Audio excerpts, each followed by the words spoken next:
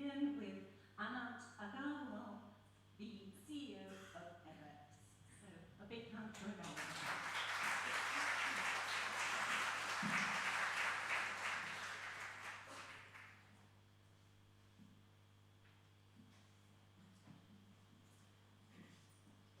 Good morning. Thank you all for joining, and thank you very much, Mauro and our esteemed partner, Federica, for inviting me to have a conversation with you all.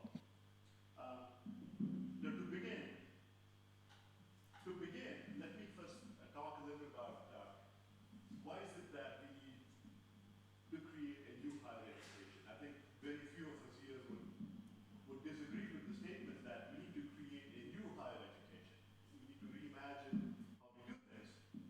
And as I sat down to think about this, I found 5 reasons why I think we should change and reimagine what we do today. So what are these 5 reasons? One is education is a human right, but continues to be inaccessible to large numbers of people all over the world, even though today we have the technologies and I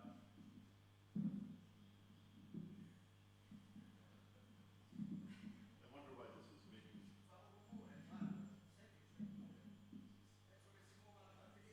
Okay, that's okay. Hopefully it's not too annoying. So even though we have the technologies to make education accessible to thank you, to everybody, it is still not there. The quality of education, as we look at healthcare and look at a number of other fields, the quality of the basic technology, the quality of the kind of treatment people get has kept improving, but again, in education, it's not there. The future of work, everybody talks about the future of work and how the whole planet needs to upskill and reskill to prepare for the future of work. And so we need a new higher education to be able to deal with this whole new future of work. Number 4, we need new literacies. So technology and education always has had a race, and education is losing the race with technology. Technology is outpacing education, so we need all kinds of new literacies. There are people who believe that I'm one of them, that technologies like programming and some of these new literacies are as important as learning math, for example. So we need new education to cater to that. And then finally, today's youth are very different from the youth from certainly my generation. They're growing up with a whole new sets of expectations and approaches for engagement, and we need to cater to the people like that. So I wanted to keep these 5 major points in mind as we think about some of our discussions today, just so that we can understand how best to think of reimagine education, what the foundational reasons for that are. So before I go into the body of my talk about the future of education and the future of work, let me give you a very quick update on edX and give you a quick sense of where we are, what our strategy is. So as you know, edX is a non-profit partnership of a number of universities from all over the world. Federica, our host, is one of our partners. Our reach, we have about 20 million learners from every single country in the world. And our platform is also an open source platform.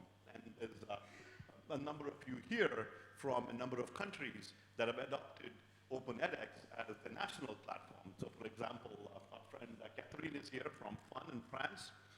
I see a lot of other folks from Israel, from the Israel National Platform Campus, and many others. And so these platforms put together, and including edX, today we have over 45 million learners on the Open edX platform. And by all counts, it's probably one of the, or probably the largest learning platform in the world today in terms of total number of users on the platform.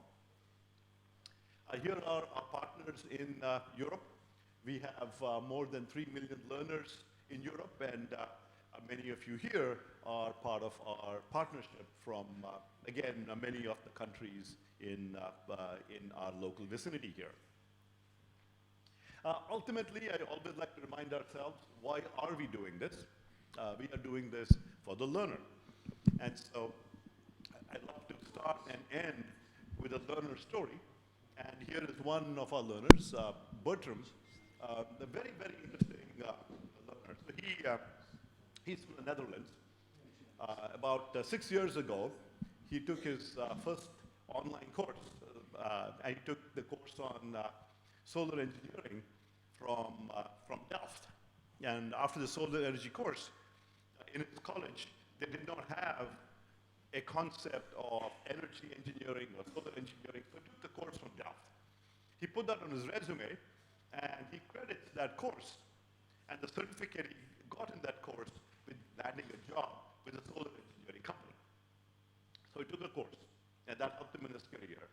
And then, 3 years later, he went on to do the MicroMasters program also from Delft, and in solar engineering. So he completed the MicroMasters program on the certificate, and he continued to work for that company. Then he applied to Delft, and he said, oh, you know what, I want to get a master's degree. And so now, so he continued on to Delft, and he joined Delft, and he decided to get a master's degree in solar engineering, and now he's getting a master's degree there. What's really interesting is that now he's in charge of that original solar engineering course that he took that got him started in this career, a nice full cycle.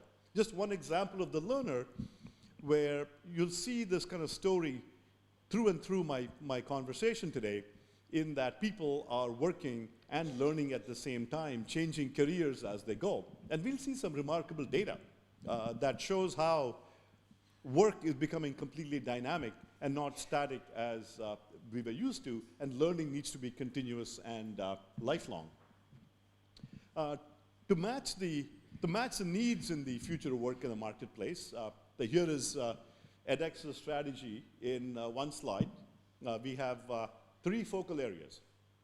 One focus area is B2C, business to consumer. And here we have over 2,500 courses that people can take. We have MicroMasters programs, over 50 MicroMasters programs in cutting-edge topics like AI and computer science, also a variety of engineering and other humanities topics as well. And then we have a B2B. For those of you who attended the talk yesterday on how online learning and digital learning is being adopted by corporations, a couple of years ago we launched edX for Business. That's a B2B strategy. So you can Google edX for Business and you can come to our business page. And today, this slide is a little old, it looks like. We have about 400 corporate customers who are signing up their employees to take our courses, to take your courses, and upskill their employee bases. The third part of our strategy is our degree business. And we call our model the lean OPM model. OPM stands for Online Program Management. And it's lean OPM in that we work with universities, and even as we create these degree programs, we help them build their own capacity so that we are not doing all the work for them, but we do a piece of the work, and they are doing a lot of the work themselves as well. And so we launched 10 degree programs about a year ago, and many more will be forthcoming. To give you a little bit more detail on our degree programs, again, edX is a nonprofit, for those of you who do not know, and it's very important for us that we innovate, that innovation is very, very critical. So our master's degrees are not the usual master's degrees, where if someone wants to launch a normal, usual master's degree that say $70,000 master's degree in some subject, it's not interesting for edX. We will likely send them to one of the for-profit OPMs. But our degrees are very innovative. So some examples of innovation include that these are stacked. Every one of our degrees has a MicroMasters program as a piece of it, because a lot of learners want just a portion of a degree. They don't want a full degree. Many other learners want to try something and then move on to a degree if they like it. So our degrees are stacked and therefore flexible. Our degrees are disruptively priced. So just as an example with disruptive pricing, we've launched a number of degrees for $10,000. Now in Europe, that's probably pretty normal, but it's very, very unusual and disruptive for the US market. So just as an example, we have launched with University of Texas at Austin a master's in computer science. They're a top 10 worldwide ranked program in computer science, and we've launched a $10,000 master's degree with UT Austin. The campus degree costs $40,000, and the one on edX is $10,000. And at the end, students get the same piece of paper. It's the same degree. With Georgia Tech, we've launched 2 degrees, one in data analytics and one in cybersecurity.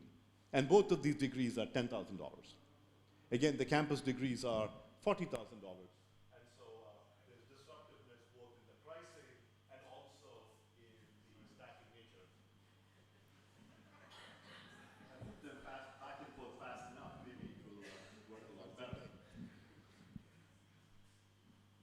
So and you'll see some other examples of very radical innovation in some of these degrees, and I'll keep you in suspense for one more radical innovation coming up in a few seconds. So with that, I want to move on into the main part of my talk, which is the future of work. Okay, what is this future of work? And what are learners looking for? And as the panel discussion yesterday evening highlighted, learners and employees know this, and they are trying to prepare themselves for the future of work. But corporations are still not quite there yet. And so to us, it's very important to listen to what learners are saying, and I'll show you some very interesting data. So first of all, what is this future of work? So digitalization is hitting every single field. You know, whether you are looking to see how transportation is being disrupted by the likes of Lyft, and in India it's Ola cars, or if you look at the hospitality industry being completely disrupted by the likes of TripAdvisor and others, and then if you look at industries such as entertainment, YouTube and Netflix have completely transformed how these industries are evolving. And so digitalization has completely transformed a whole load of industries. And because of that, the kind of jobs and the nature of work will also change. Everybody has to learn computer science. Everybody has to learn soft skills, because soft skills are one area that is most likely going to be a robot, where the humanistic skills, the critical thinking, teamwork, communication, storytelling, are going to be really important. Barzelletta, So fratello, launched a program in soft skills on edX. For that, these humanistic skills are going to be much, much more resilient over time. And so the nature of work is changing, and what you have to learn is changing. So what do we see happening at work? So I'm going to show you results from a number of studies. One of them is the following. So I apologize. These results are US-based. The research is being conducted in the US. But I don't think that the results are going to be too different in various parts of the world. The question asked here was, what fraction, or how many Americans use a certain fraction of their work, certain fractions of their education at work? So one of the surprising statistics is that 15% said they use none of their education at work. So 1 in 6. 1 in 2 said that 53% said that they use half or less of their education at work. So what this is saying is that people are working, but a small fraction of their education is being put to use in their current work. So keep that in mind. The next thing, 1/3 of Americans have changed fields since starting their first job. So 1 in 3 have changed what they're doing. Try this. Okay. 1 in 3 have changed fields since starting their first job. The way people are learning is also different. So the previous data showed that people are changing jobs with much more rapidity. People are also not applying what they learned in college to their jobs. The nature of jobs is changing. And also the way they learn is also very different. And this data is very consistent with the data we saw in the corporate panel yesterday, the corporate studies panel. And so here, if you notice that, first of all, employees and learners are learning during nights and weekends, okay? 37% are learning during this time. This is not the 9 to 5 learning, this is learning around the job. 50% of learners believe that learning sessions should be short. Now, I remember, I've been teaching at MIT for 32 years, and I even had some lectures that were 90 minutes, 90-minute lectures. You ask students, and they feel that learning sessions that are between 20 and 40 minutes are most effective. So much more modular forms of learning are going to be important. So you'll see this modularity trend throughout the rest of my talk. That's a very, very important trend. So given these aspects of work, the nature of work is changing, the kind of skills you need are changing, the way you learn is changing. You have to be learning continuously because you're only applying a small fraction of what you learned in college to your job. So all of these things are changing. So what does this mean for the future of education? So as educators, what lessons can we draw from this? So I see 3 important education trends. One trend is that education will become modular. Instead of education just being degrees and nothing else, education will be stacked and modular. Second, education will become omni-channel. This means that digitalization is going to hit education as well, and we're going to see both online and digital education combined with in-person education. That people might learn on campus, in person, and when they go to work, they might learn online. So there'll be a mix of online and in person. And then third, education will become lifelong. People will be learning throughout life and not just at the start of their careers. So what is modular education? So here, just go and look at the story of Bertram. What did Bertram do? Bertram took one course from Delft in solar engineering. It helped him get a job. He took a course, a digital, an online course. And then in his job, he said, I need to upskill. He took a MicroMasters program in solar engineering. A MicroMasters program is about 25% of a master's degree and has a valuable credential called the MicroMasters credential at the end of it. He earned a MicroMasters program. He was quite happy. And then he said, wait a second, I need to get a full degree now. I need to learn more. So he joined Delft, and he's completing a master's degree in solar engineering. So here's a living example. We're not very far from here, and that's Bertram. So that's modular education, where instead of having just master's degrees and bachelor's degrees, we are going to see modularity. Yeah, people might take as much or as little as they want. And once they take something and see some victory, they can stack more of these together and learn more and more. We will see a lot more of this happening. We will see some radical innovations happening. So I promised you one more surprising innovation. So we've launched a master's degree in a partnership with Arizona State University from the business school in supply chain management. Why is this radical? This is radical because this is a stacked degree from multiple institutions. So they start with a MicroMasters program from MIT in supply chain management. And I see Tracy, my friend Tracy Tan in the audience. She can tell you everything you want to know about this program. She leads the efforts on MicroMasters programs at MIT, which was a pioneer, which pioneered MicroMasters programs. So the supply chain management MicroMasters from MIT, you take that first. It's the number 2 ranked master's in supply chain management. You're required to take that. ASU has built a master's degree as a complement to that. There is a MicroMasters available from somebody else. So they said, hey, why should we go duplicate that?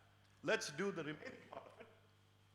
So this is about 40% of the master's degree, and they completed 60%, and so a learner completes the master's in supply chain management. I think this is absolutely radical and absolutely fascinating. This is the future of education. And this is not just anybody. This is the #2 ranked program in the world, and this is the #3 ranked program in the world. Isn't this cool that the #2 and #3 are collaborating and doing this together? This is absolutely fascinating, and you're going to see a lot more of these kinds of programs where people share and work together to create radical new facilities for students. Even more innovation. The IT University in Pakistan, they have a master's in computer science. They wanted to launch a program in data science. They have no data science professors. So what they did was, they started this about almost 3 years ago. But we have a data science micromasters program from University of California, San Diego. So their students take 6 courses in computer science, and then on campus from the campus faculty, and then they complete a micromasters program in data science from UCSD, completely online, 100% online, even while they're on campus. And they get their degree from the IT University in Pakistan. So I'm running out of adjectives here. This is a stacked, multi-institution, omni-channel program. Omni-channel in the sense it's blended. There's online components and in-person components. So it's modular, it's stacked, it's blended, it's multi-institution. I think this is radical. It's really, really cool, and you'll see more of this, and it's great for the students. So that brings me to omni-channel education. As I said, omni-channel education is one where people will be both learning digitally and also learning in person, even if whether they're on campus or outside. And omni-channel learning becomes very, very important, particularly for the future of work. Once you're on campus, when you're on campus, you can learn online. But when you go to work and you're working at a company, let's say I'm 33 years old, and I have a couple of kids, I have a day job. What are the odds that I'm going to be able to go to my neighboring university? So let's say I'm working in the agricultural business, and I'm from, let's say I'm from Wageningen. Okay, I want to go study at Wageningen. What are the odds I'm going to be able to go to campus while I'm working? It's very, very hard. For one thing, campuses run during the day. I have a day job. I have a family. How do I leave my family and go to a campus? It's very hard. And so for the future of work, when people have to become lifelong learners, the online component is going to be really, really important because they can learn in the evenings and nights and the weekends. So I see learning becoming omni-channel. There's 3 ways of omni-channel learning. One is online before campus. Before you come to campus, you learn digitally. Online during campus. While you're on campus, you're also learning digitally. And third one is online after campus. So the example of Bertram is online after campus. He was studying in college, and then he went and got a job. And then in his job, he began doing the MicroMasters program in solar engineering. So that's online after campus. There are examples of online before campus. So this is one of my favorite students on edX. His name is Mandela. He's from Ghana. So he completed a MicroMasters program in leadership from University of Queensland. Is John Zornig here? So he completed a leadership MicroMasters program from University of Queensland. And then he went to Canada, and he had a job with an NGO there. And then he said, you know what, I want to get a master's degree. And then he goes to University of Queensland, and he's now enrolled at UQ in Australia, completing a master's degree. So this is online before campus. He completed an online MicroMasters program while in Ghana. And now he's on campus with an in-person master's degree. So it's online before campus. There's also online during campus. And some absolutely crazy kinds of programs happening here. So let me give you an example of the Georgia Tech pilot. This is no longer a pilot. They're routinely doing this now. So what they did was the campus classes were running full of computer science students. The classes were not big enough, overflowing. So what they did was they teach introductory programming courses as online courses. They run them on edX, and people all over the world are taking them. And so Zui Galil, who's the Dean of Computer Science until recently, sent me some of this data. So what they do is they also have two sections. One section of students takes the campus course. Another section of students take the 100% online course, okay, on edX. So these are campus students who are taking a completely online course, even while they are on campus. And so here, the results are pretty flattering. This is the first pilot, and now they're routinely doing it. The first pilot, 59 students began the course, and 54 completed, and there were 2 incompletes. And 82% of the students rated the online experience better than the campus experience. So this is just one example. Similarly, MIT has done similar pilots. They did this with the MIT Circuits course, 2 semesters in a row, 2 cohorts. One cohort did it completely online, one cohort did it completely on campus. And this is not blended learning, mind you. Blended means that you're coming to a class or you're doing partly online, partly on campus. These are 100% online courses. So 2 semesters in a row, students did this online at MIT. And in fact, in one semester, they did an A/B test, where all the online or on-campus students were given the same exam by the campus faculty.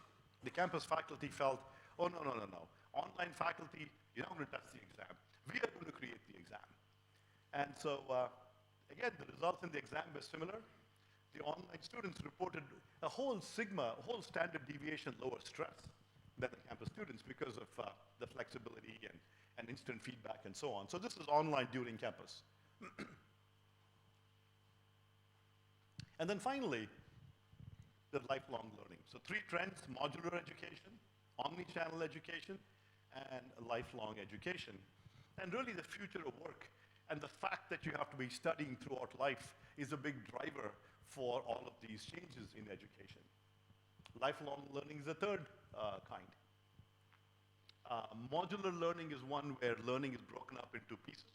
So you can get victories for smaller pieces of learning and stack them up. And lifelong learning simply says that you're going to be learning throughout life. So in our generation, we learned for 4 years. And I went to college at the age of 18 for 4 years. In those days, in IIT Madras, it was a 5-year program. And went for 5 years. And then got a master's and a PhD, and then I've kept working. But today, it's going to be different. Today, this whole model of going to college for a few years and then working for the rest of your life, that is a very, very, very much 16th, 17th century style of learning, where when you move from a agrarian culture to as the society got industrialized, you learned some stuff and you learned one skill and you did that throughout life.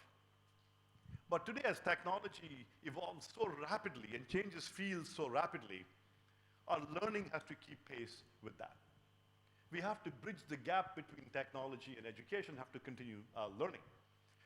In the US alone, there are 300,000 jobs, 300,000 jobs in data science. And data science as a field, as a phrase, was only coined in 2008, just 10 years ago. Of course, many of us will argue that statistics existed forever, but the buzz phrase, data science, was coined 10 years ago, and there are lots and lots of jobs in that field. It combines programming, combines statistics, combines machine learning, dealing with big data, and so on. And that field is a new field. So these new fields where the jobs are will keep coming up as technology evolves with increasingly rapid pace, which means that if we want to keep working, we have to keep learning. Look at education. Look at our own field. I'd like to be so bold as to say that digital learning is going to be a big part of the future.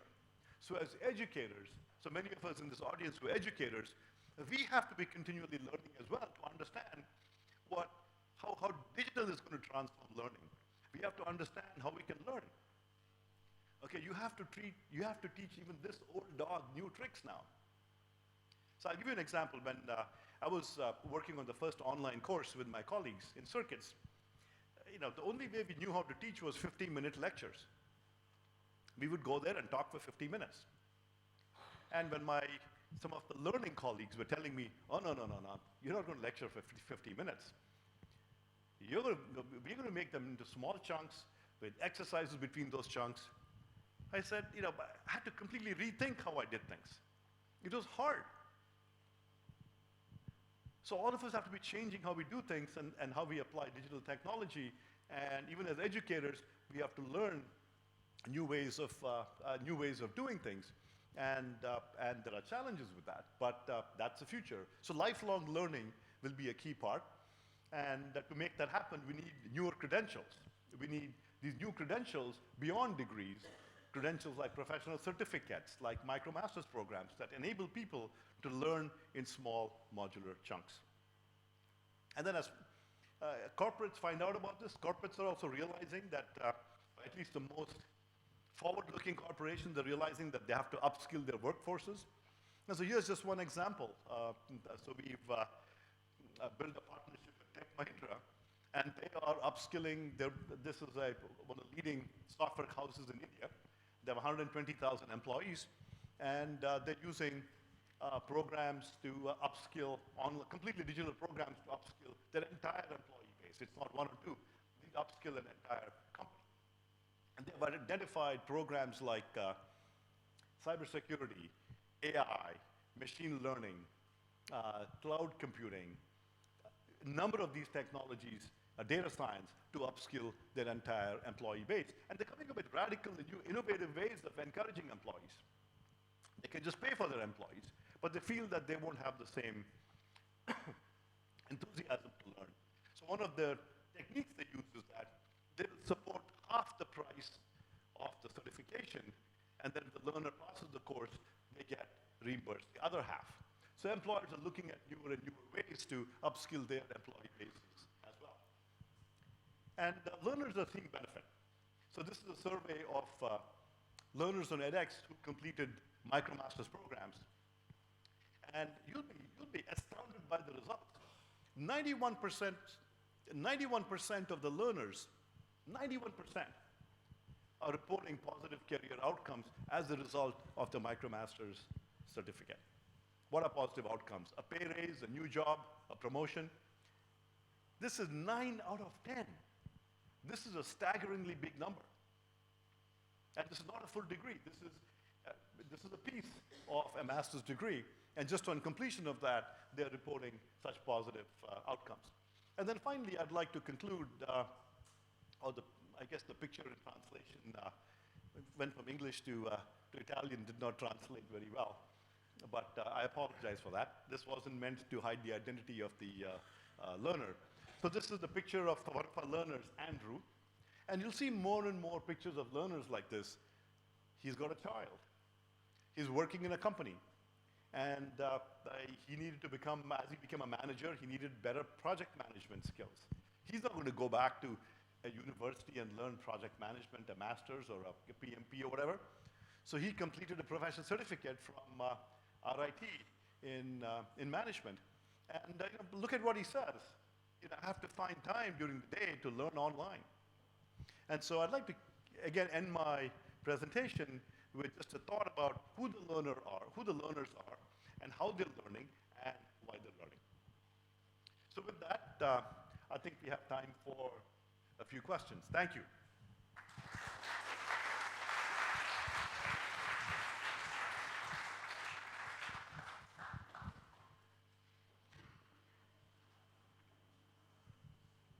Who has the first question? Yes.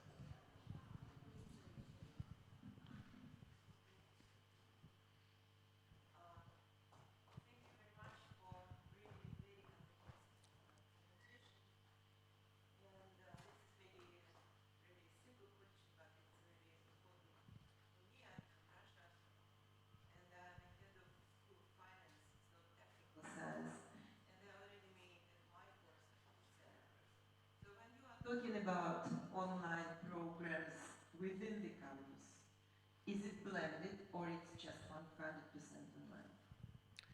So I believe... What would be your preference? So we will see all different levels of blending. And the main thing is for online during campus, the two examples that I cited from Georgia Tech and MIT were 100% online. So the students were on campus, but the courses were 100% online. There were no lectures. Everything was online. The exams were online, the homeworks were online, everything online. They did not even have to meet the professors if they didn't want to at any time in the course. There are other places where a number of our programs are blended. In IT University in Pakistan, it's mostly online, but for exams, they come to campus and the TA might support them. If they have questions, they can go meet a TA, so it's somewhat blended. Many of you are running blended courses where you might do homework online, but you might go to lecture. So there's different levels of blending.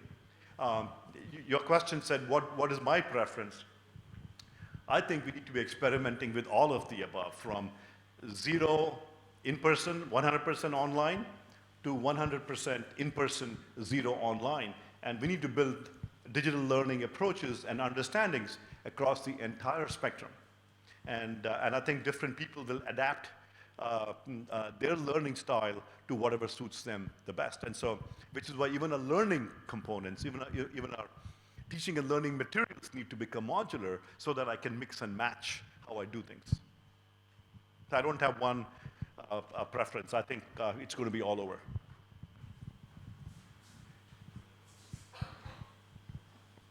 Thank you for this great illuminating talk. Do you think there is something to change in high school and middle school to prepare new generation of students to take advantage of this new type of self-directed learning?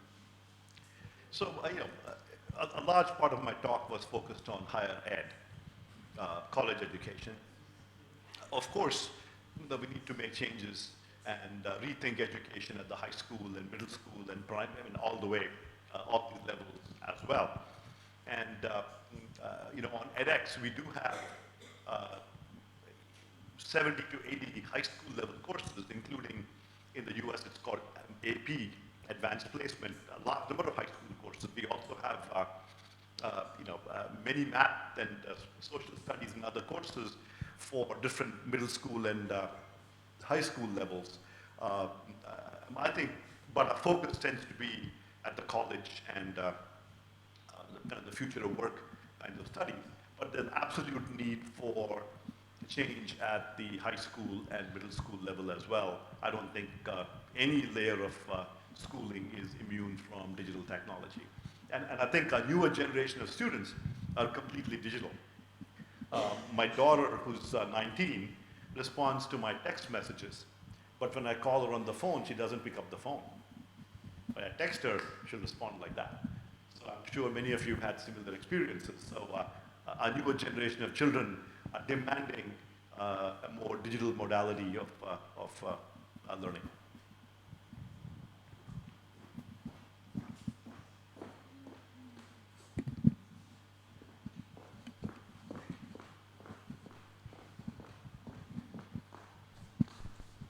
Thank you. Susanna Sancassani, Politecnico di Milano. Thank you so much for your speech. I was very interested about your reflections about why we have to reinvent higher education. Because I totally agree that we have to reflect about the future of the work. But perhaps moreover, we have to reflect about the future of the planet. Actually, we need new competencies in order to solve new problems. And, we are here in Naples. Naples is the homeland of philosophy. And from philosophers, we know that you can't pursue the same, different aims, new aims with the same means. So if you are changing aims, you have to change means. And it's not just a problem of contents of the teaching learning process. It's also a problem of methodology. And I think that MOOCs could be actually a relevant part of new strategies for a new higher education. But also, I believe that we need to reinvent the ecosystem of higher education in which all the methodology is able to develop transversal skills, cooperation competencies, collaboration competencies, communication competencies, creative competencies are very relevant. So, I think that MOOCs are moving their first steps in this direction because they are more focused now about new contents. But if they will able to involve also this methodological dimension, perhaps they will be able to contribute in a very strong way to this new higher education revolution. What do you think about it? Yes. That's all? You make a good point, absolutely. I think we need new competencies. You know, I talked about it as we need new literacies. You know, everybody has to learn, you know, new literacies, whether it is, you know, to make our jobs and so on more resilient to technology. We need to learn a lot more of the humanistic skills. So I believe that humanities will make a huge comeback. You know, over the past few decades, people have been talking about STEM education, STEM. I think that humanities will make a roaring comeback. They're making a roaring comeback and starting out as soft skills, critical thinking, teamwork, collaboration, storytelling, communication, writing, listening. All of these skills go hand in hand. And let me tell you a very interesting statistic. So there was a study comparing the salaries of CEOs and their educational background. Do you know, does anybody want to guess what what kind of degree the highest paid CEOs have? Which degree resulted in the highest paid CEOs? For example, aeronautical, you know, or computer science, or social studies, or anybody want to guess which degree resulted in the highest paid CEOs? Not engineers, highest paid CEOs. Who wants to guess? They looked at 50, 100 disciplines. And the highest paid CEOs by far. Any guesses? Come on, you have guesses. Don't be shy. Mauro got it, philosophy. A philosophy degree got you the highest paid CEO salaries. Mauro is right. Absolutely. It wasn't computer science, wasn't machine learning, wasn't AI, wasn't engineering. So I think humanistic skills are going to be very important. We need new, we need new competencies, we need new methodologies. So this is a great time to be in education because a lot of exciting things are happening. Thank you all again. Thank you so much. I'm going to hand over immediately to Simon if you're ready.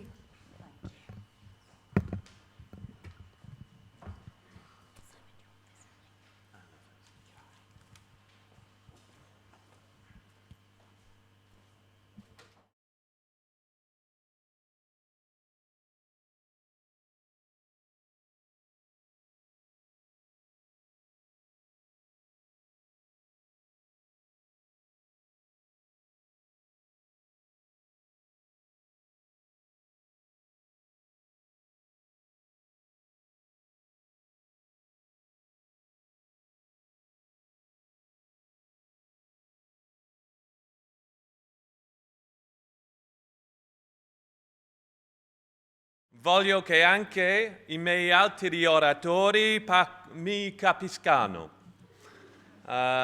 Questo è la fine dell'annunzio per Google Translate.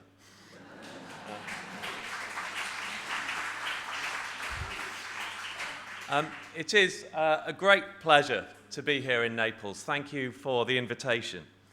And I always look back on, I love coming to EMOOCs because it was where I gave my first big presentation about Futurelearn after we had launched back in 2014 in Lucerne. Who was there? In Lausanne, sorry, Lausanne. Yeah, few of us were there. And I was talking about our 8 courses and our 20 universities. And I was trying to find a way between the big hype and overselling of MOOCs and the skepticism and dismissal of MOOCs that was happening. And then 2 years ago, I was at Madrid and another fantastic EMOOCs conference, and I was very grateful again to be given a keynote. And I spoke again about the doubts, the criticism of MOOCs that there had been through all of our history.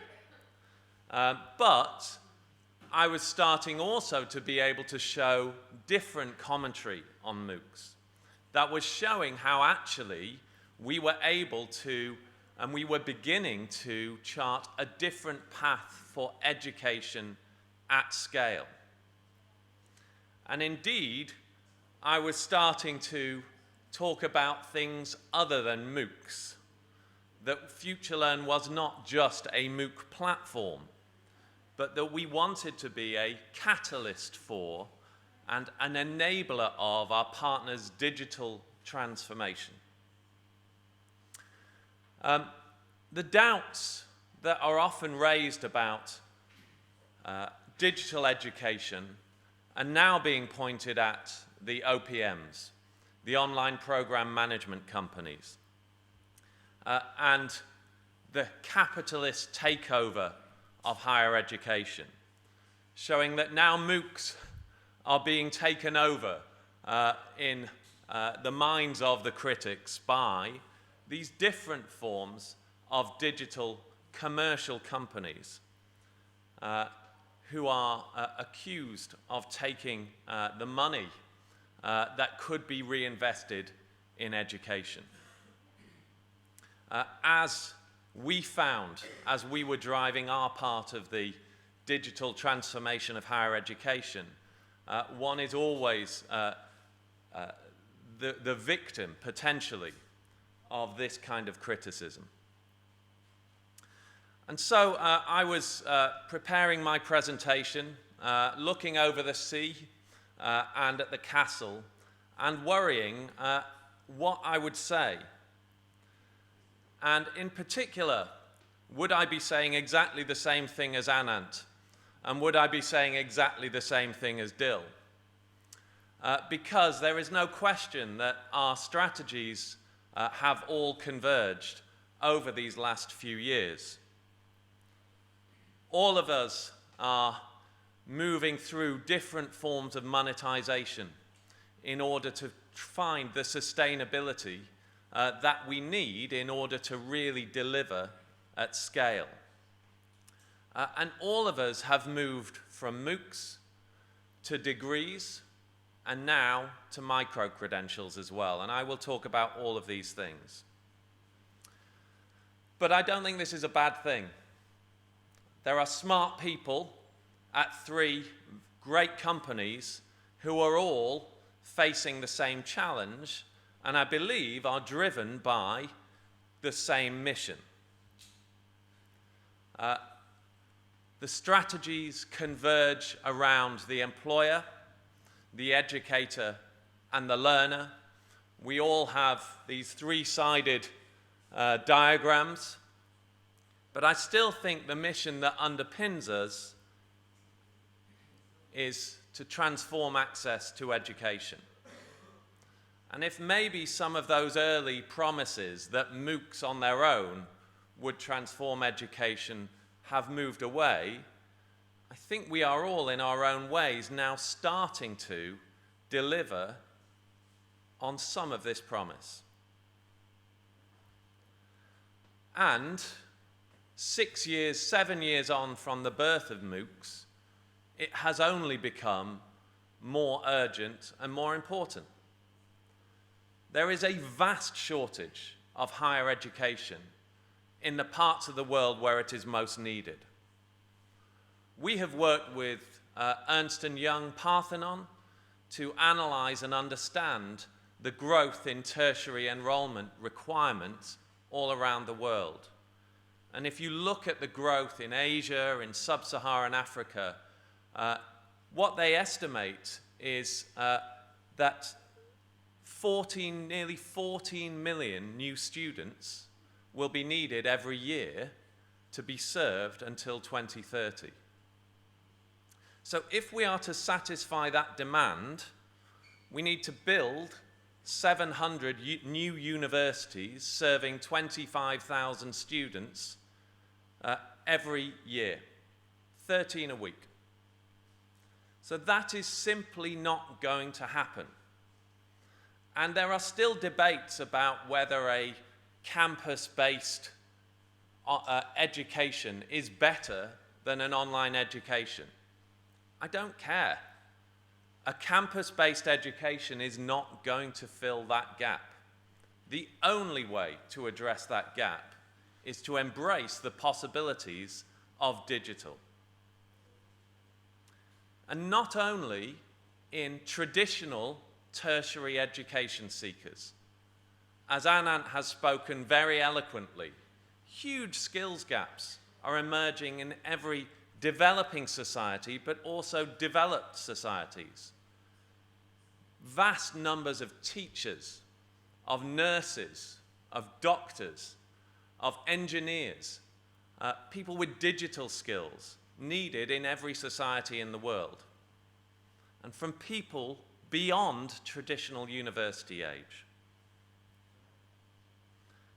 And huge numbers of the workforce likely to be displaced or needed to reskill at the risk of automation, artificial intelligence, affecting their industries.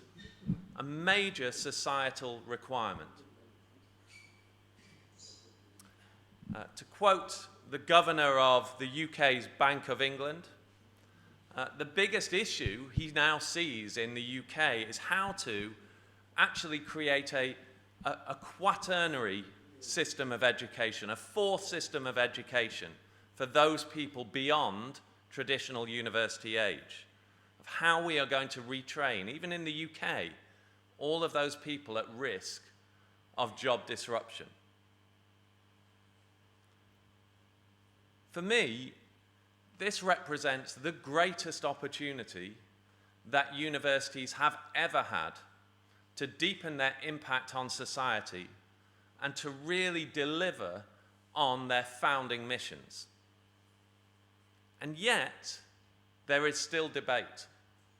There is still questioning about whether this is the right thing for a university to do. I read an article, a survey of presidents and vice chancellors around the world that was in the Times Higher Education magazine. And on this question, it asked, do you agree that online degrees will be more popular than physical degrees by 2030? And in Europe, nearly 60% of people of vice chancellors or presidents strongly disagree or disagree. No, physical degrees will be more popular.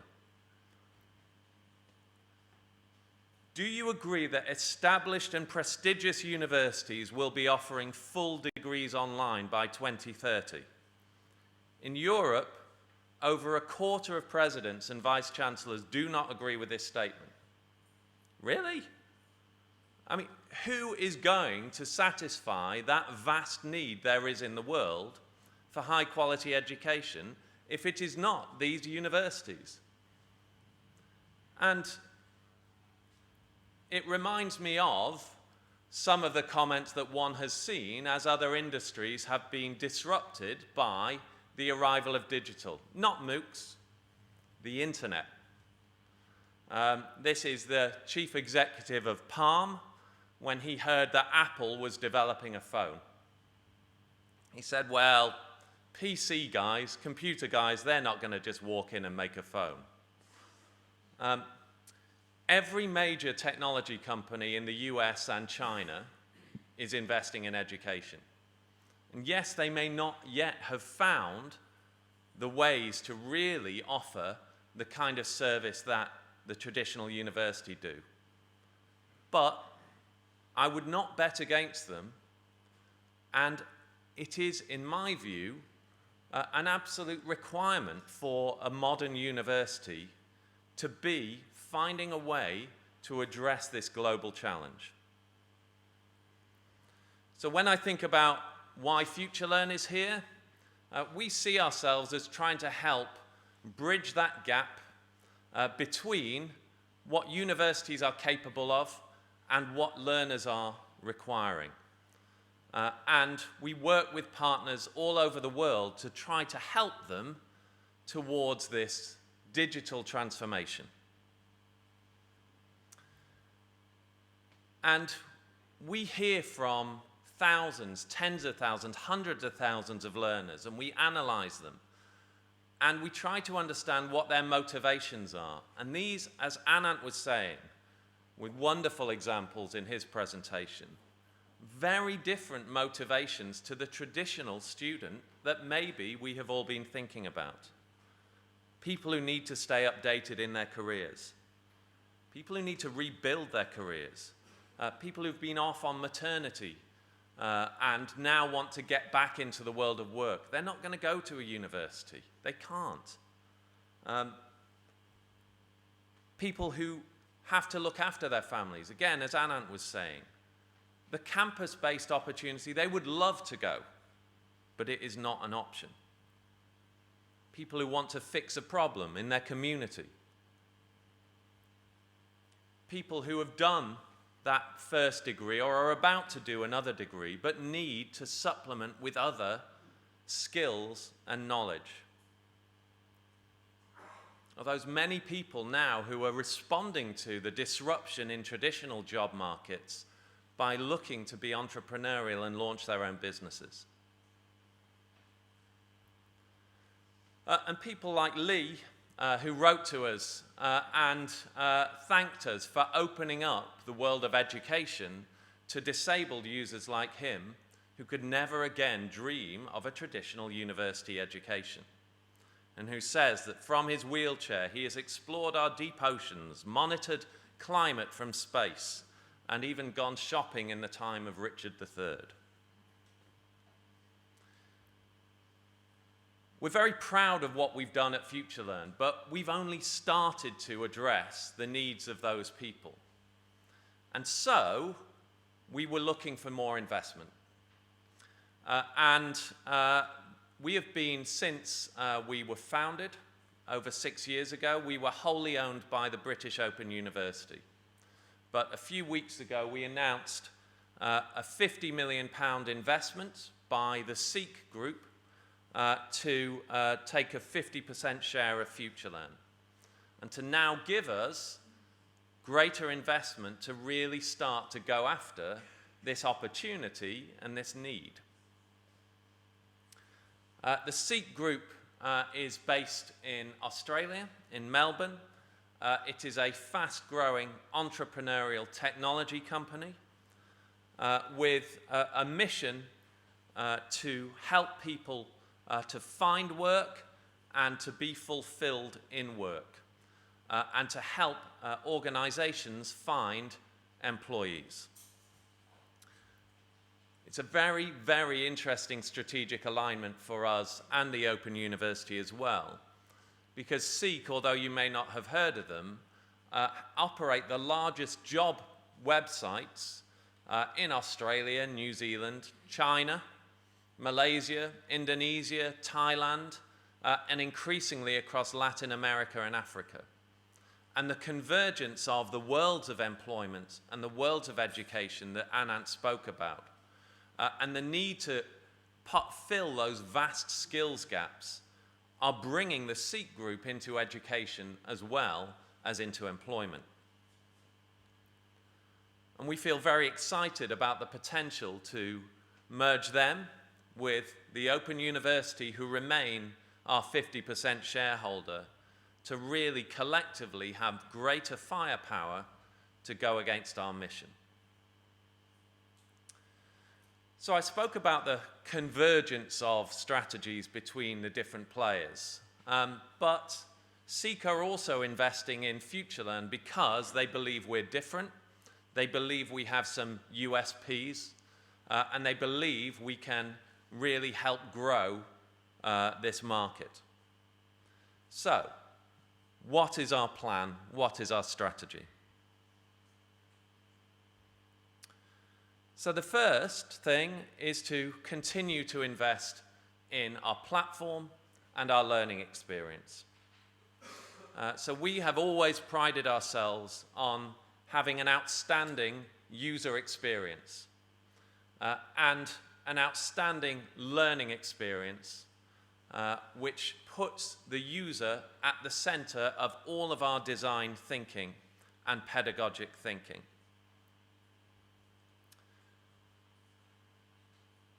And our key focus has been on social learning.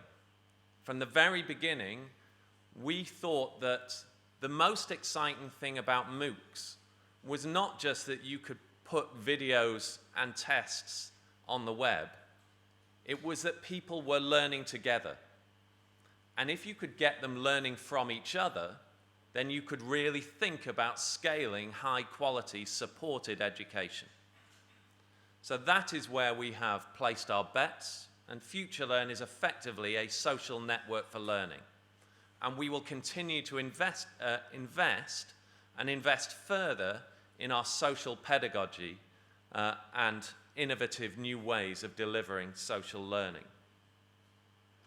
We will also continue to find ways to monetize those audiences while leaving as much of our learning as open as possible. So we recently introduced for the first time our subscription service, Futurelearn Unlimited, where for a one-off fee you can gain access to all of our MOOCs on an ongoing basis. And this has so far proven to be very successful. And that kind of constant thinking about the user and how to add value for them is going to be underpinning our strategy. Secondly, we will invest in our content. Short courses, micro-credentials, and degrees. And content that can stack together and build to more valuable credentials. And again, as Anant was speaking about, and as edX has very much pioneered, that concept of unbundling the degree down to much more flexible units of qualification that can fit alongside someone's work, this is the philosophy that is underpinning our movement. So at Futurelearn, we have been trying to build strong portfolios in particular areas of focus, where we see those skills gaps around the world. Now, for the first time, we will also be able to use our money to invest in content in those areas and try to populate these more quickly with great, high-quality education. And we have also just announced our new micro-credential framework, our own short, affordable, and internationally recognized credentials. We have developed with partners, and I will speak about this a little more at the end of my speech, a common micro-credential framework, working with the other major European MOOC platforms, such as the Fun and MyriadX, OpenEdu, and EADTU. And we're looking for consistency, as much consistency as we can create within the Futurelearn partnership, but also with other players and other providers, so that that stacking between universities and between countries becomes more of a possibility. And we're very excited about talking to partners who are interested in fitting within this approach. And this approach, of course, is how we see our micro-credentials stacking towards modular qualifications, graduate certificates, graduate diplomas, and full master's degrees. And all of the partners delivering online degrees on Futurelearn are adhering to this approach. And we now have 6 universities that we have announced, and several more that we have not yet announced, delivering full online degrees in this modular, stacked way on Futurelearn. And we expect to sign many more to offer in this way. Thirdly, we will invest in our marketplace to attract more and more learners to Futurelearn. The thing that differentiates ourselves from an OPM is that it is not our strategy to go and spend millions, tens of millions of pounds with Google and Facebook. What we want to create or build upon is the marketplace we have already built of high-quality courses and qualifications delivered by the world's greatest educators and attracting millions and millions of learners. And we know if we can build futurelearn.com as that marketplace where people come and start learning, and then we can encourage them to progress to the next qualification, the micro-credential, or all the way to the degree, then we think we can be one of the most powerful and exciting destinations for online learning in the world. And the fourth part of the very simple strategy that SEEK and the OU have invested in is in our partners, bringing alongside the world-class global network of partnerships we already have, more of the world's top universities, but also increasingly employers, and employers to work alongside them. And again, one of those things that SEEK brings us is almost unparalleled access to data about what employers are looking for and what job seekers are, what requirements they need for those jobs. And so we intend to share that information, that data, with our partners and help them find the right qualifications, the right credentials, the right courses to meet learners' core needs. But I'll end with talking about collaboration. Because convergence is one thing, differentiation is another. But the prize that I've been talking about of transforming access to education is too big for any one player, even Coursera, even edX, certainly ourselves.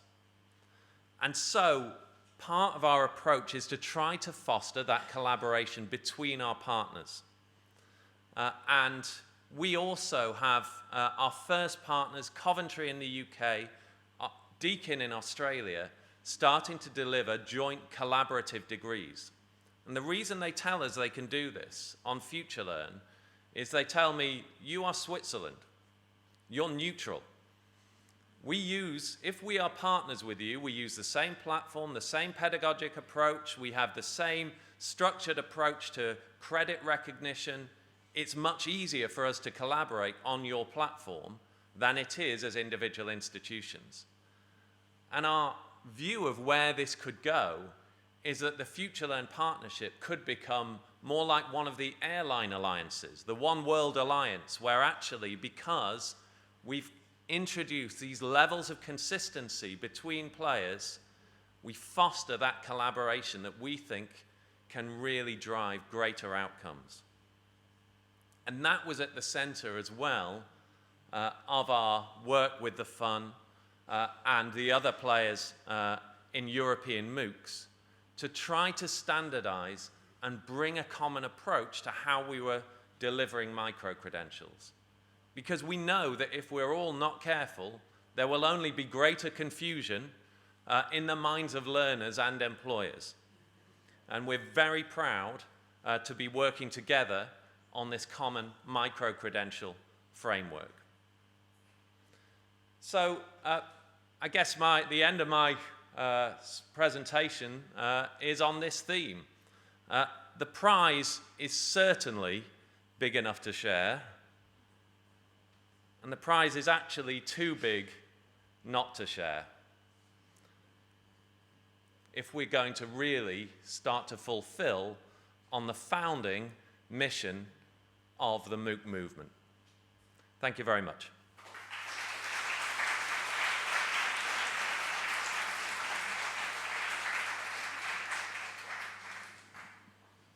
I think I may also have some time for questions. Thank you.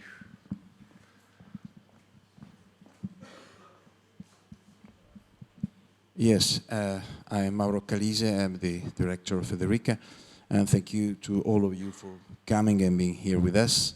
I liked very much that final remark about collaboration, and I liked very much also the quote from the Palma guy.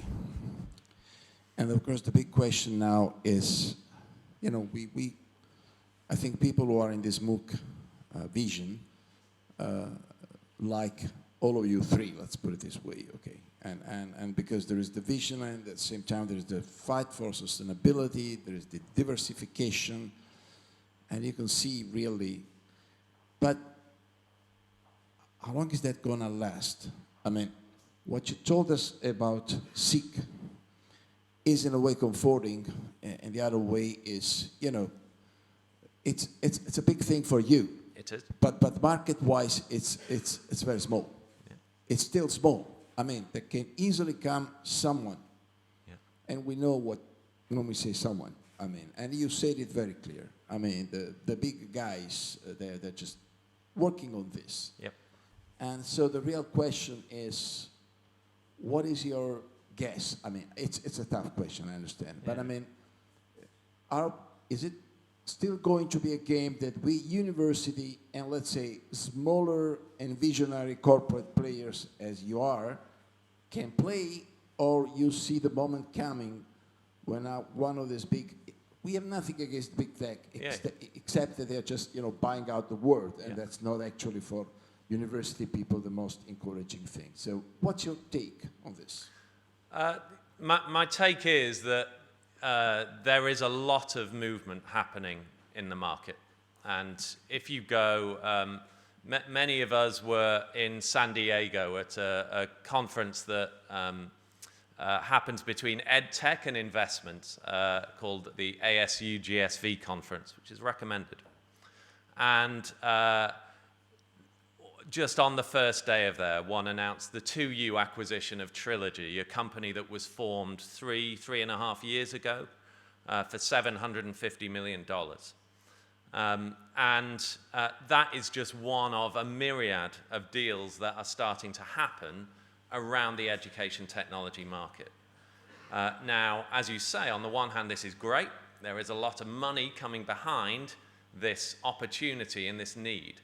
And if you heard the 2U announcement, it was all about lifelong learning. Lifelong learning, a phrase that, you know, people had stopped using 5 years ago in the UK, but now is really back. So I think it's inevitable.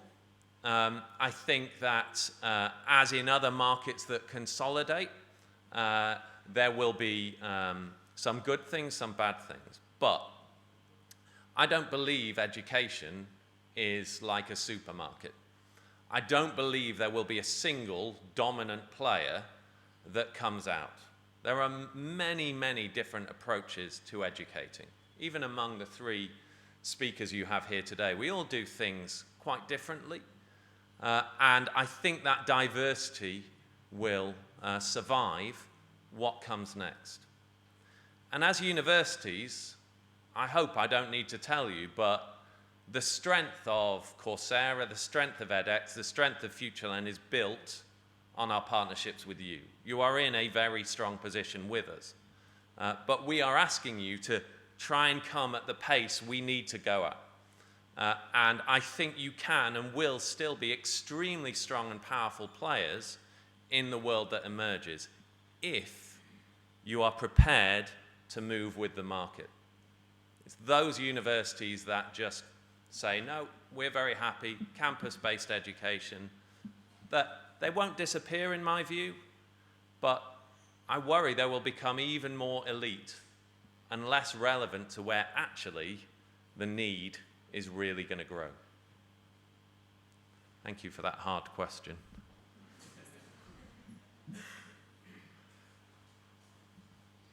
Thank you for your presentation. My name is Wilson Ramos. I am from Brazil. And nowadays we are living a very big challenge with the immigrants, with the movement of the people around the world. And my question to you is how to transform knowledge in better opportunity to decrease social inequality. Do you know experience, example? Because the most conference that I see, the business, the EMOOC business is very strong. But how to use this social technology to decrease social inequality? Thank you. Thank you. And that's a very big question. I cannot answer in detail. I can only retreat to what I know and passionately believe. It will not be done through buildings. It will not be done through physical delivery of education.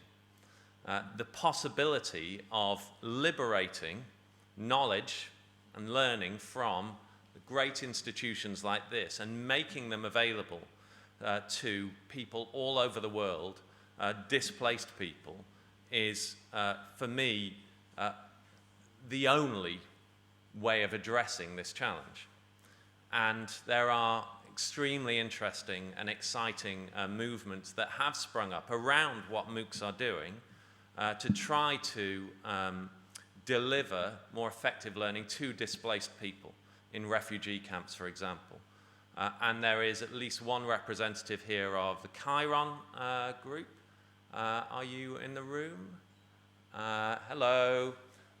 Who I believe work with Futurelearn, work with edX, and work with Coursera, and are pulling in and aggregating our content and making this accessible in different ways, supported ways, to refugees in various parts of the world. So I think that you can and will see and do see huge amounts of activity going on around what we're talking about. And I suspect Anant could have given you like 18 examples of, you know, some of the work that edX has also done to support displaced people and spread education.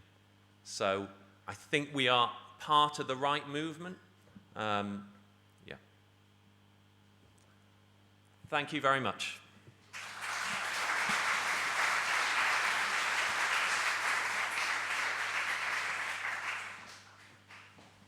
And to complete our lineup this morning, Sidhu from Coursera.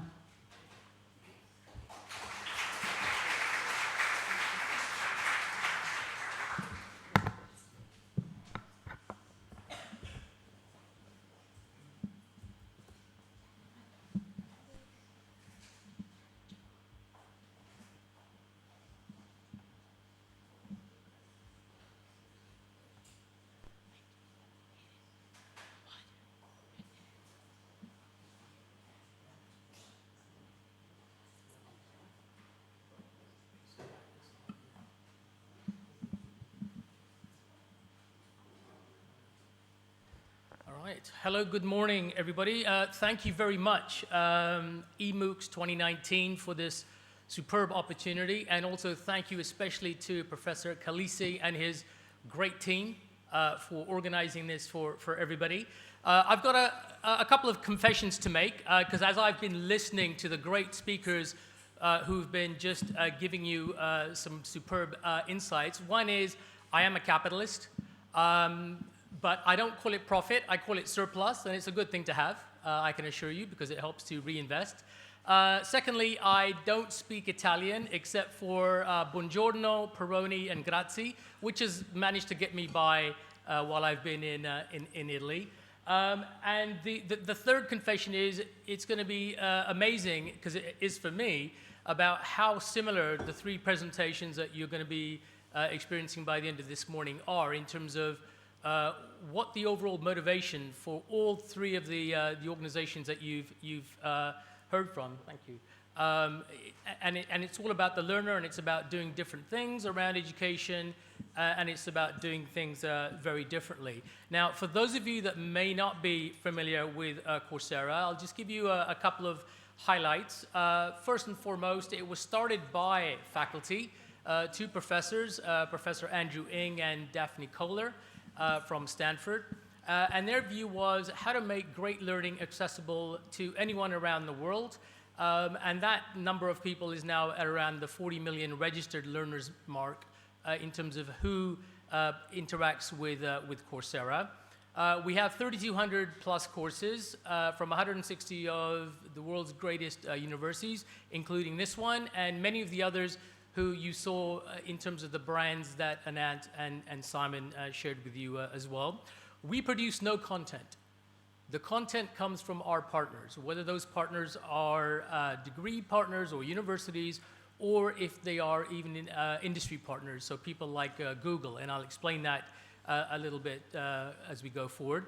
The appetite for online degrees is growing, but I think as Simon illustrated, it's growing slower than we expected it. So we do have 14 online degrees, including an Ivy League university online, which is astounding. I know Simon and Anant have got a lot of experience in the online learning sector. I've been at Coursera for about 5 months. Before that, I was in the very comfortable world of Columbia University in New York as Vice Dean in the School of Business. So one thing I could see is there was a seismic shift happening, albeit slowly, in the world of how do young people and new learners, how do they want to consume knowledge and education? And I think that was an important turning point for me in terms of there's different approaches that we can use to deliver great learning to anybody who wants it anywhere in the world. We also work with over 1,900 businesses and governments who want our learning, but in different formats. So perhaps not a course, much shorter content quite often. And again, governments are waking up to the fact that, you know, in certain industries and in certain parts of the world, things are changing quite quickly. So we work with the government of Abu Dhabi, for instance, who have created a new school of learning for their government employees, and are working with Coursera to deliver more than 60 courses in Arabic. So again, this is about thinking ahead. It's not about, you know, skills and needs that are directly required today, but ones which will be coming up very, very quickly. We've also launched the first Coursera Global Skills Index, where we looked at the learners who come onto the Coursera platform, and they represented more than 60 countries across 5 regions, 10 industry sectors, so manufacturing, financial services, fast-moving consumer goods, pharmaceuticals, etc., and 3 skill areas. And the key skill areas were the 3 areas that most people come to the platform when they search or when they actually take courses or even degrees. One of those is business, the other one is technology, and the third one is the world of data sciences. The other thing that we're addressing is a new way that people are living their lives. So when I graduated from university, and perhaps for many of you, the view is you learn, you work, you retire, and that's called a life. And that, of course, is very different today. Nowadays, you learn, you work, you relearn, you work, you relearn, and you retire. Except, of course, in England, where looking at the state of the pensions, I don't expect to retire anytime very soon, so I'll be relearning for a long time. But that also is a challenge, but it's an opportunity as well, certainly for people in higher education, in terms of being able to reach the same or different audiences and different learners on a repetitive basis, to bring new learning to existing learners and bring new learning to new ones as well.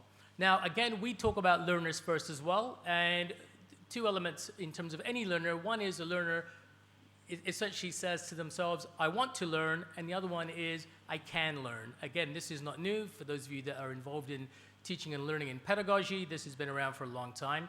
So for us, the key thing is getting the right content, and often in the right format and in the right length to make sure that it is imperative and it is of interest to the person who wants to learn and who can learn. Also, the Lex is the learning experience. So there is an element of, we all use a lot of videos, some level of interactivity. We're also exploring how to bring people together, because even if you look at a conference like this, and human beings are social animals, we do like coming together and discussing things.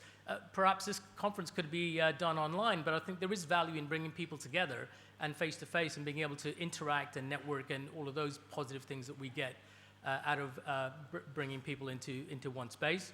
That learning experience should essentially include things like the right level of assessment, so a person feels they've got a competency in any given subject area, and that competency is measured, and that moves on to then being able to earn a credential from the right partner, and therefore that either triggers or enhances or starts somebody into a new career. So that's how we think of the learners in terms of the teaching and learning piece.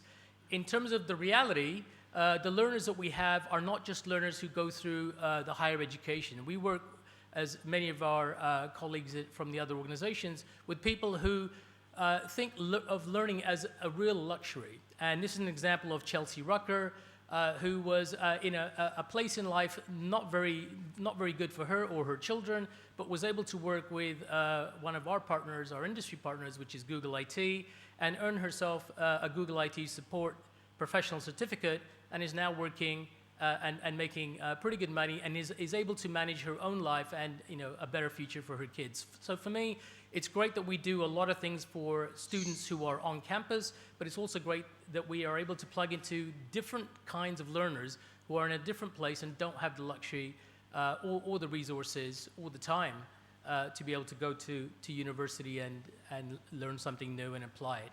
Now, one of the other things, as someone who's been a pseudo-academic in the past, I've worked with 22 business schools around the world, and this is based on some research that was done quite recently. It is quite US-focused, but there are elements that will resonate with people who are from other parts of the world, and certainly Europe. The top concern of academic leadership, so presidents, vice chancellors, etc., is developing new sources of revenue. Okay, running a university is an expensive undertaking. In many countries, certainly in Europe, tuition is largely free or reduced. So how do you build onto a campus? How do you pay for additional, very expensive technology that a lot of universities require? And how do you create a global presence in terms of you want to attract new students? Of course, there are other things that senior leaders are thinking about, including retaining students and competing for students in many markets. And that list goes further and further.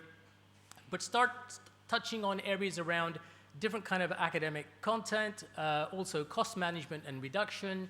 And further down the list, this is not a comprehensive list, there are things around a concern for rankings, making sure that we are seen in the right category with the right universities alongside us, and also attaining and keeping faculty. I think that's really important as well.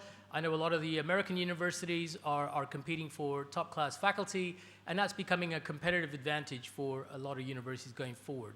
So if developing new resources in terms of new revenue to pay for additional resources is an issue, then taking the learning and developing an online global campus can be one potential answer to earning additional revenue.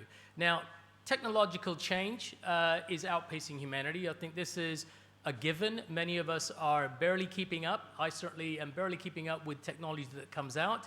My iPhone, for instance, is probably about 6 years old, and my kids who are in their teens say to me, "Why don't you upgrade?" And my fear is I'll have to learn something new about how to make a phone call. I'd rather keep what I've got for the moment. So there's a cross between technology and how fast it's advancing, and also human adaptability in terms of being able to engage with that new technology. And according to Thomas Friedman, who's written a book called Thank You for Being Late, we're probably about here. We're barely making do in terms of new technology that comes along, but people are also, I think, hoping for a time when things were a little bit simpler in terms of what the technology actually can do and what it doesn't. And of course, there's a generational spread across this kind of acceptance as well. Now, as others have mentioned, the global workforce is absolutely growing. These are the key areas where there's going to be additional requirements for people to enter a workforce, and what are the skills that they're going to need to be able to be effective and to earn a decent living in these different markets. Of course, there's a number of markets which have not been included here. This is just for illustrative purposes in terms of what's coming along. Similarly, we've heard about automation, and again, that's getting a lot of press in terms of automation is going to be changing a lot of things for a lot of people in terms of access. And again, there are a number of countries where there's going to be seismic changes to what automation means for different people and how they're going to be interacting with the world of work. In terms of automation and where and what kind of jobs are going to be specifically affected, this is from a McKinsey and Bloomberg study that was done that showed essentially the risk of automation versus the high versus lower level of wages, and which is the areas. The box to watch out for is the bottom right, where people will be in more danger of being not only replaced partially or fully by automation, but also how it correlates to a level of education. So the less education you have and you work in a role that is in the bottom right, you've got some thinking to do in terms of what next in the event that that's absolutely an area ripe and an opportunity for people who are in the world of automating. Now, automation doesn't include everything negative. Along with automation, there are going to be new opportunities and new roles and new jobs and new careers, some of which we probably haven't even thought of today. But if you are in the bottom right area in terms of what you're doing for a career or for a job, there is likelihood that you will get replaced. So it's an opportunity to reskill, perhaps not to degree level, but certainly at some level to get a new set of skills to move into a slightly different direction. But access to that education, and again, this has been mentioned, is not equally available. 40% of people entering the global workforce have access to college education. That leaves a huge 60% who perhaps don't, but who can also access the great learning that's available on different platforms through partners that we have in this room and beyond that as well. So we, again, talk about learning triangles and relationships, putting the learner at the top. And a learner wants to essentially learn and then prosper. And that is partly driven by interacting with a great educator, but also ending up with a great employer or starting your own business if you're entrepreneurially driven. Great educators in the world, well, their mission is to teach the world. And, that's great, but teaching the world is superb, and having graduates is a really good thing. But graduates don't go into a warehouse of graduates and sit as inventory. They want to go into the world of work or start their own business or perhaps even into the world of government. And similarly, employers need to transform their talent as well because the skills of marketing 10 years ago are very different from the skills of marketing today in a world that is driven mainly by digital. And in the middle of that sits Coursera as a platform. As I said, what we do is bring different parties together as opposed to create content ourselves. And again, it's about collaboration. It's about collaboration with industry partners. It's about collaboration with government. And certainly, I think the most important is collaborations with our university partners as well.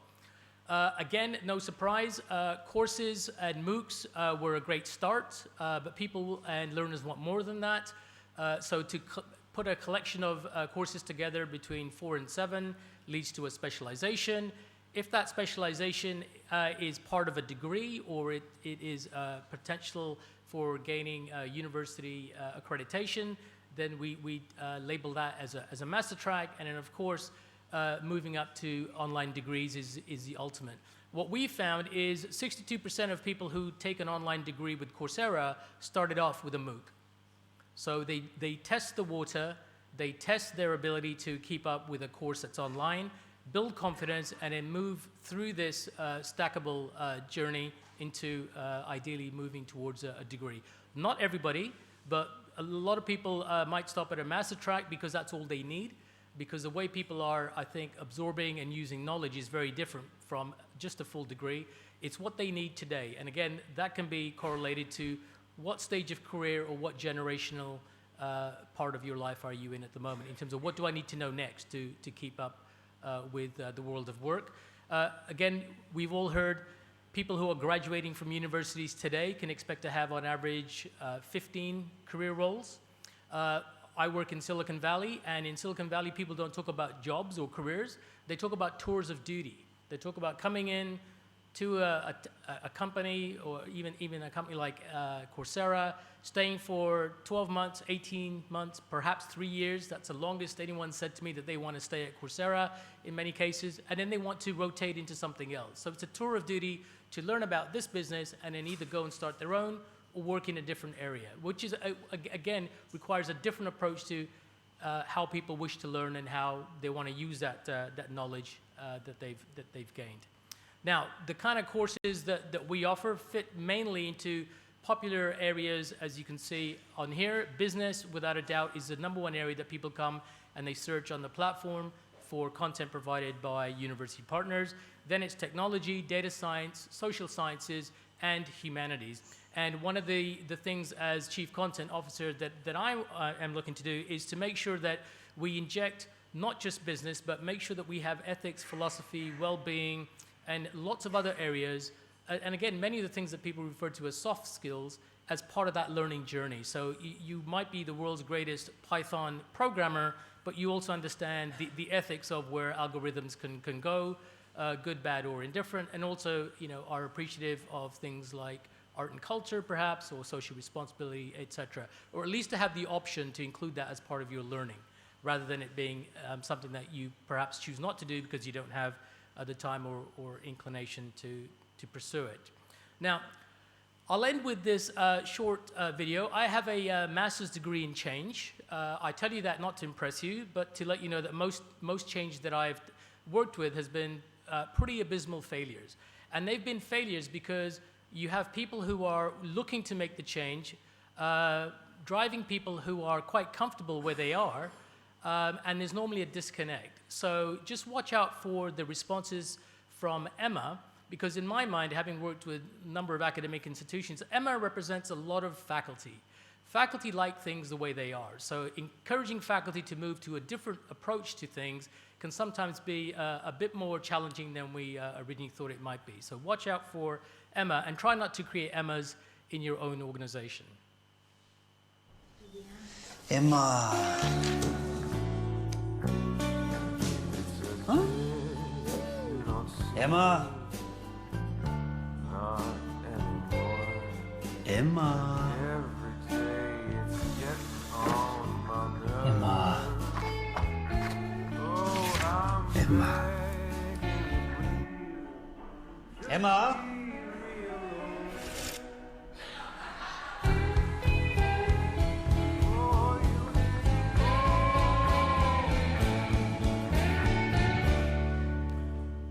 That also reminds me of technology when people were saying there's going to be a paperless office. I'm pretty sure everyone's got paper in their office in terms of where they work.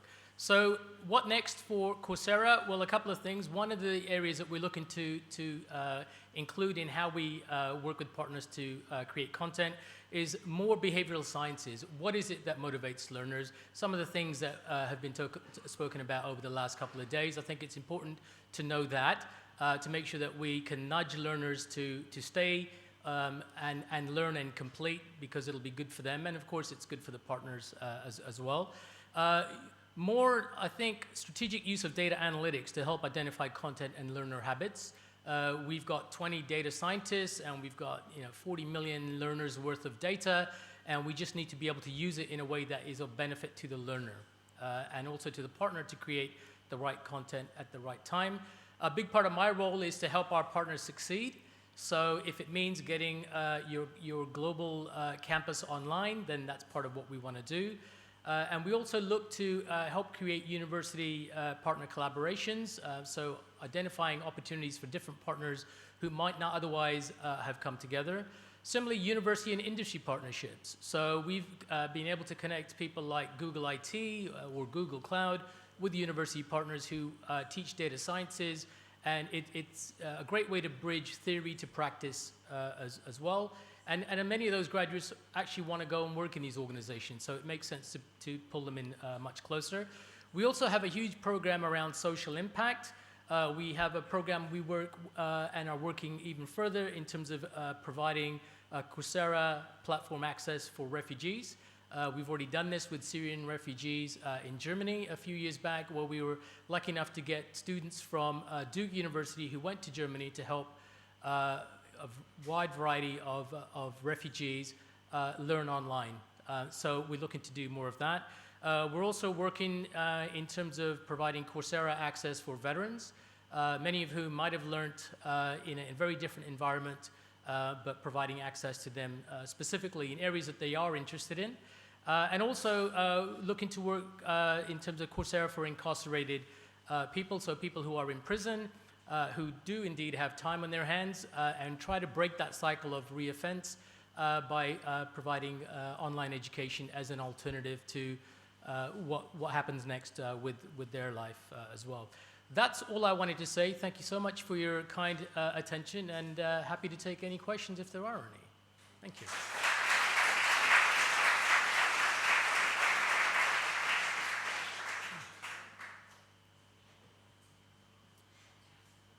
Any questions, or is coffee beckoning?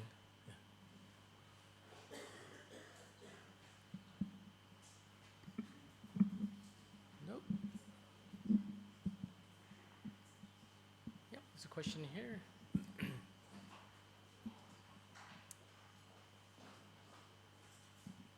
Thank you very much. It was really very interesting. And in my school, we already made even specializations at your platform, but not in English, in our native language, which is Russian. So yesterday there was a very interesting presentation about the handbooks with multimedia and some other textual materials with the multimedia. Do you plan to do something of that type? We absolutely do. We're looking at bringing projects into some of the courses and specializations and even degrees. So you can actually work on a project while you're following along with someone. We've launched an electrical engineering degree with an American university partner, where online students will be sent packages of things like motherboards, where they can actually get hands-on experience, so it's not just watching other people do it. In terms of languages, we are working towards developing content, converting existing content and new content in a variety of languages. We've got Spanish, Arabic, Portuguese. We're working with partners in Russia and to develop content there with university partners as well. We can do a lot of things. We can't do everything all at once. So again, as I think Simon mentioned as well, you know, good quality content requires investment, and making sure that the partner is willing to move as fast as you want to move, to make sure that the resources are applied in the right place. But it is definitely coming. One thing that we can't afford to do, and I'll speak for the other presenters as well, we can't afford to stand still, because learners are not standing still. So we need to move forward, but we need to also prioritize where the demand is and what do we need to focus on first.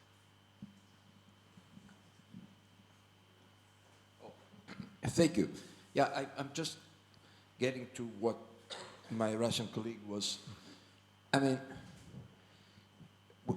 there is a feeling around all three platforms, perhaps, I'm not that sure, that, you know, there is more and more focus on videos. I mean, of course, we see the trend. The trend is towards credentialing somehow, whatever the form.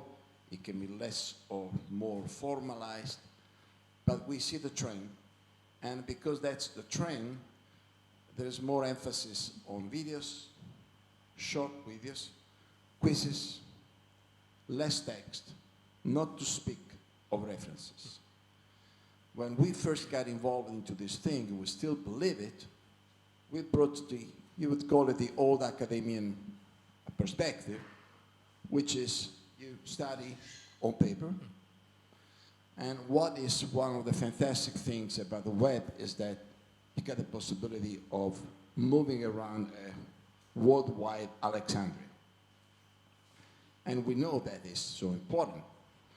Now, don't you have the feeling, I have the feeling, that this kind of, let's say, holistic perspective on study which means, yes, this is exactly the content to reach out for that specific objective, but look out what fantastic sources there are around, and you may get more perhaps, which is not necessary for your credential, but is necessary for your culture.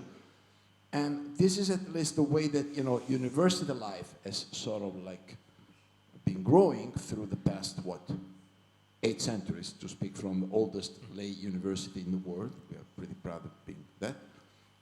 I mean, don't you think we are losing the reach? And it's the example she was making, it's one of the possibilities. But more generally speaking, I see that most of these online courses are become poorer in text references and potential to get more through guided paths from your teachers. And so, do you see any kind of attention, investment, research into this perspective? I understand it's not exactly what the learner may ask for, but if universities had been made from learners, perhaps we would not be what we are now. Yeah. I think the short answer is absolutely yes. If you look at the fact that, I mean, if you think of movies, the first movie where something was captured on film was actually somebody filming a stage play. So if you look at the first MOOCs, it was somebody filming a faculty member delivering to a class. Things have moved on from there, movies have moved on from there, but we also have lots of learners. So I used to teach English in India to remote villages. And, you know, it was amazing that you were lucky if you had a blackboard that was in one piece and access to chalk. But, you know, people would come because they wanted to learn. Versus we now are able to use virtual reality to help train people, you know, things like firefighters or things like that, to put them into that situation without getting them into harm's way. I think technology is going to drive a lot more. I think things like people's attention spans, things like, you know, social sciences, influence and persuasion, are all going to play a role, along with technology, to make sure we keep the learner's attention for just long enough, and then we assess them in a format that is relevant and meaningful, not just to them, but also to where they're going to go and practice this new approach. I mean, teaching in a lot of universities is pretty much the same. I mean, a lot of universities haven't picked up on something even as simple as, in terms of a disconnect between learners and faculty, circadian cycles. Young people normally don't want to get up and come into a classroom at 8:30 in the morning, but faculty do. Young people wouldn't mind staying late on a Friday. Faculty would rather leave. That's been my experience.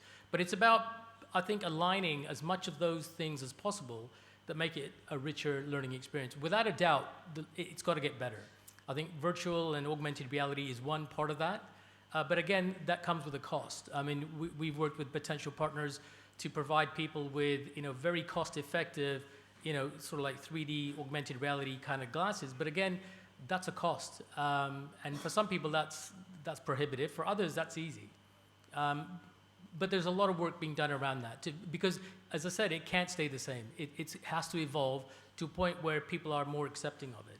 I mean, we talk about 40 million learners. That's, you know, it sounds like a lot, but it's not.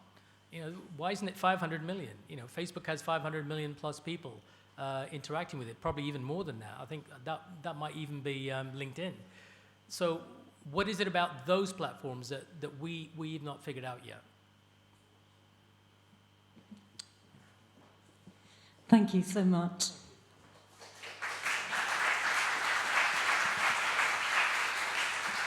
A huge thank you to our 3 keynote speakers this morning.